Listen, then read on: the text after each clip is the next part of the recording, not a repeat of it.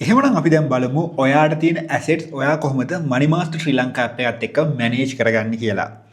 හරි. මේ ෆීචර් එකේ වෙන්නේ මෙහෙමයි. ඔයාට තියෙනවනේ එක එක ඇසෙට්ස් අපි හිතමු බැංක් වල වගේ තියෙන FD ඊට පස්සේ වගේ වෙහිකල් එක ඊට පස්සේ ඔයාට තව ප්‍රොපර්ටිස් තියෙනවා නම් ඒ දේවල් ඔයාට පුළුවන් ඇප් එකට ඇඩ් කරලා ඒ වගේ කොච්චර වියදමක් ගියාද ඒ වගේ යන දැනට තියෙන ස්ටේටස් එක ඔයාට මේන්ටේන් කරගෙන යන්න. හරි. එහෙනම් ඔයා මේ දෙයට යන්න ඕනේ හෝම් පේජ් එකේ උඩම මේ විදිහට ඉරිතුනක් තියෙනවා. ඒක උඩ ක්ලික් කරන්න. ක්ලික් කරලා පල්ලෙහාට මේ විදිහට ස්ක්‍රෝල් කරන්න. එතකොට ඔයාලට බලා ගන්න පුළුවන් my assets කියලා තියෙනවා. මේ my asset කියන එක උඩ ක්ලික් කරන්න. ක්ලික් කරලා add asset කියලා දෙන්න. ඉතින් මෙන්න මේක තමයි ඔයා දැන් fill කරන්න ඕනේ. ඔයාගේ asset එක create කරන්න. ඉතින් මේ තියෙන asset type ඉතින් ඔයාලට මෙතනින් පුළුවන් bank, cash, emergency fund, investment, fixed deposit, ඊට පස්සේ gold, properties, vehicle, lending කියන type වලට අදාළව asset create කරගන්න. ඉතින් මම දෙනවා FD කියලා. එතකොට මගේ FD එකක් තමයි මම ඇඩ් කරගන්නේ. එතකොට මේකේ type එකට මම fixed deposit කියලා select කරනවා. අපි දාමු මේකට ලක්ෂ 10ක් කියලා. ඔන්න එහෙනම් රුපියල් ලක්ෂ 10ක FD එකක් තියෙනවා. හරි. ඊට පස්සේ මේක කොහෙටවත් ලෝන් වලට ලින්ක් වෙන්නේ නැහැ. ඒ හින්දා මම මේ ලෝන් කියන එක එහෙමම තියෙනවා. ඊට පස්සේ මම මේ වෙලාවේ save asset කියන එක දෙනවා. ඊට පස්සේ මම මේ asset එක ඇතුළට ගියාට පස්සේ හරි. දැන් මම මේකට ඇත්තටම ඔයා හිතන්නකෝ ඔයා දැනට තියෙන ඔයාගේ සල්ලි වලින් තමයි මේ ලක්ෂ 10 දැම්මේ කියලා.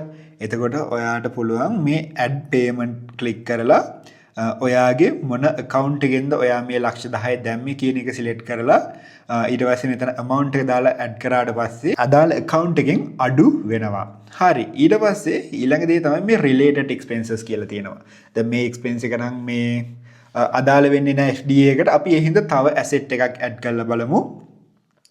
එහෙනම් මම ආයෙමත් add කරනවා asset එකක්. ඊට පස්සේ මම මේකට දෙනවා car කියලා. ඊට පස්සේ ඒකේ type එක තමයි vehicle. අපි දෙමු මේකට ලක්ෂ 50ක් කියලා. හරි. ඊට පස්සේ මෙන්න මේ loan එක දැන් නම් මේකට අදාළ වෙනවා. මොකද අපි ගොඩක් දෙනෙක් vehicle ගන්නේ loan එකක් දාලා. ඒ කියන්නේ leasing එකක් දාලා.